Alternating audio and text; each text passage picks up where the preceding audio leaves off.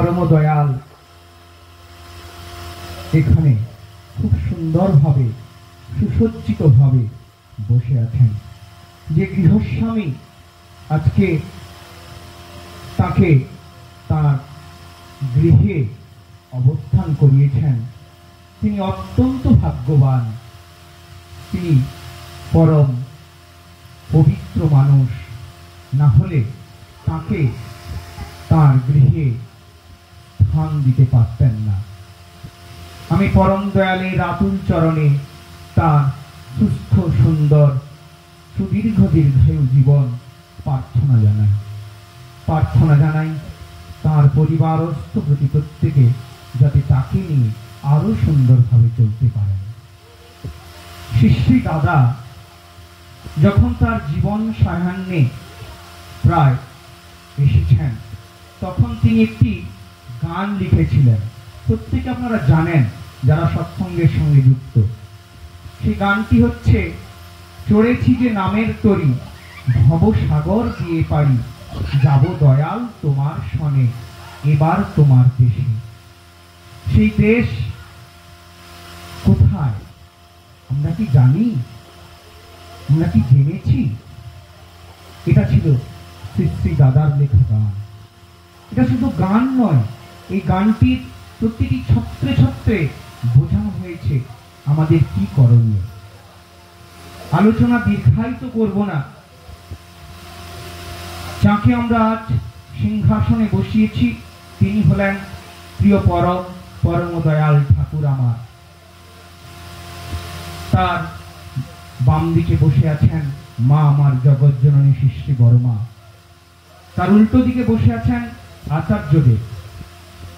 পরম দয়াল যে ঠাকুর এ সম্পর্কে আমাদের কারোর মনে প্রশ্ন থাকা উচিত নয়।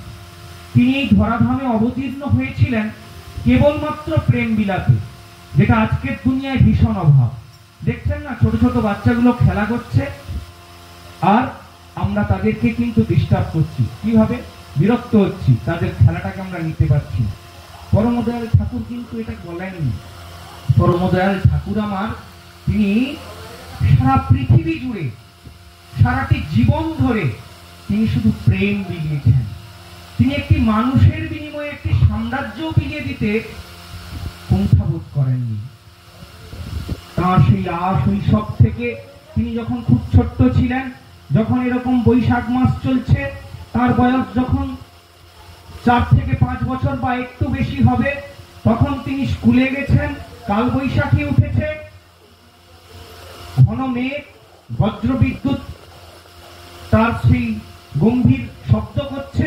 পরমদয়াল ঠাকুর স্কুলের মধ্যে আর ঠিক থাকতে পারছেন না, তিনি ছটপট ছটপট করছেন।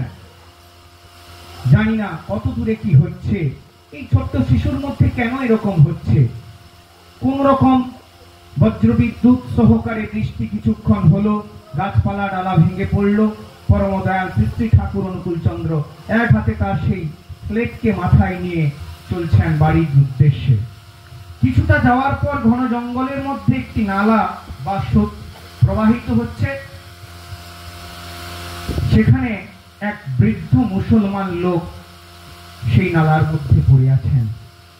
আর তিনি তার সেই ভাষায় তিনি তার সেই আল্লাহকে আহ্বান করছেন, হে আল্লাহ তুমি কোথায় আছো, আমাকে বাঁচাও, আমাকে বাঁচাও। তারস্বরে চিৎকার করে চলেছেন। পাশাপাশি কেউ নেই তাকে বাঁচানোর মতো।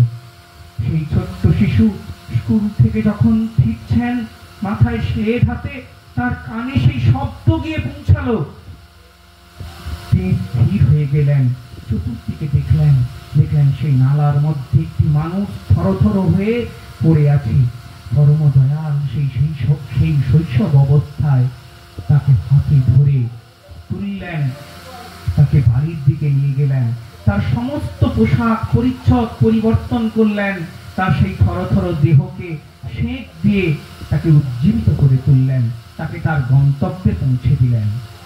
তাকে পৌঁছে দিয়ে ফিরে আসছেন জঙ্গলের মধ্য দিয়ে নিজের বাড়ির উদ্দেশ্যে। হঠাৎ করে একটি পাখি এসে তার কাঁধে বসলো। তিনি স্থির হয়ে থাকলেন।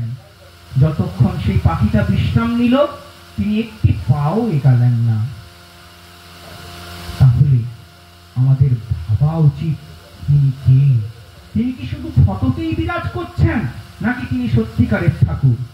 পরমদয়াল ঠাকুর এই ধরাধামে অবতীর্ণ হয়ে শেখালেন, পিতায় শ্রদ্ধা মায়ে টান, সেই ছেলে হয় সাম্য প্রাণ। তিনি বললেন, জন্মদাতা পিতাকে তুমি নিত্য করো নমস্কার, জ্ঞানদাতা তিনি যেন শিব রূপেতে তিনি তোমার। তিনি বলছেন, সর্বপ্রথম আমাদের দুর্বলতার বিরুদ্ধে যুদ্ধ করতে হবে, সাহসী হতে হবে, বীর হতে হবে। পাপের জ্বলন্ত প্রতিমূর্তি ওই দুর্বলতা, তারাও যত শীঘ্র পারো ওই রক্ত শোষণকারী অবসাদ উৎপাদক ভ্যাম্পায়ারকে। ভ্যাম্পায়ার মানে রক্তচোষা বাদুড়। যে কারণের জন্য আমরা আজ ভীত, যে কারণের জন্য আমরা সংশয়ে ভুগছি যে এই ঠাকুর ঠাকুর তো না, এই ঠাকুর শুধু ফটোতেই বসে আছেন, এর কোনো মূল্য আছে তো? হ্যাঁ, মূল্য আছে। আমি তার মূল্য, আমি তার প্রমাণ।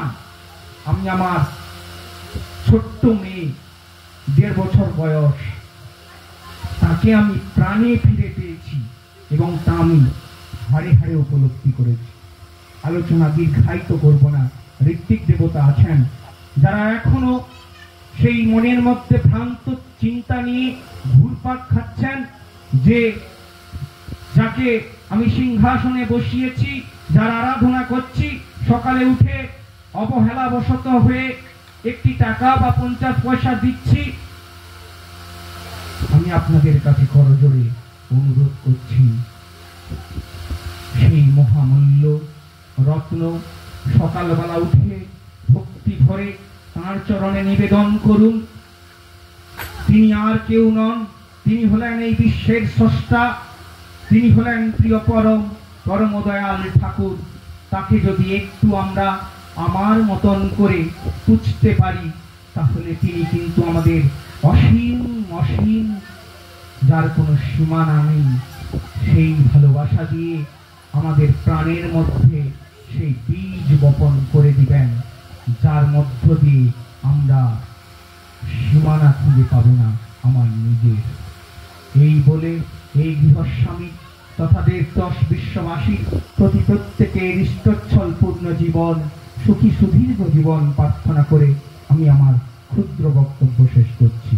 জয় গুরু।